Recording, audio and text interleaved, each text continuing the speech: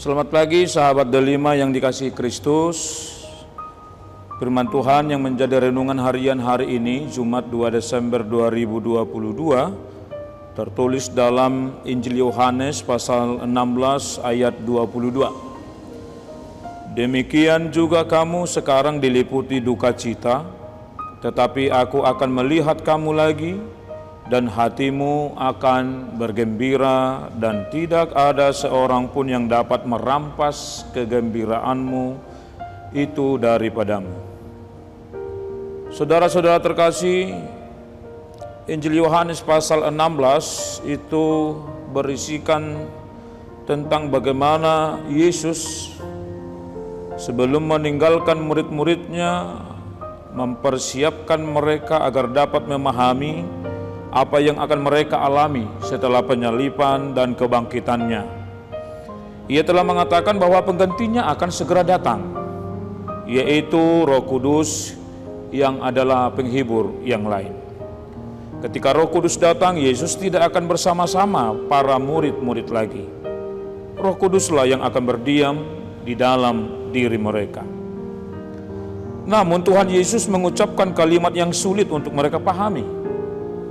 Demikian dituliskan dalam ayat 16, tinggal sesaat saja dan kamu tidak melihat aku lagi, dan tinggal sesaat saja pula dan kamu akan melihat aku. Apakah yang dimaksud dengan tinggal sesaat dan berapa lama? Meski tidak paham, murid-murid tidak menanyakan itu kepada Yesus. Lalu Yesus menjelaskan bahwa pada suatu saat mereka akan bersedih karena kematiannya. Pada saat itu dunia di sekitar mereka akan bergembira karena musuh-musuhnya senang atas keberhasilan mereka menyalibkan Dia. Meski demikian, kesedihan murid-murid tidak akan berlangsung lama karena akan berganti menjadi sukacita. Berapa lama hal itu akan berlangsung tidaklah signifikan, karena hasilnya lah yang penting, yaitu sukacita. Saudara terkasih, untuk menggambarkan hal ini, Tuhan memakai ilustrasi kelahiran bayi. Ibu si bayi akan mengalami masa sakit ketika si bayi sedang dalam proses dilahirkan. Tetapi ketika si bayi sudah lahir, tentu sang ibu bergembira. Itulah yang dimaksud Yesus, yaitu apa yang menyebabkan duka cita akan diubah Roh Kudus sehingga menjadi penyebab sukacita. Lalu apa yang membuat sukacita itu? Doa yang dipanjatkan kepada Bapa di dalam nama Yesus.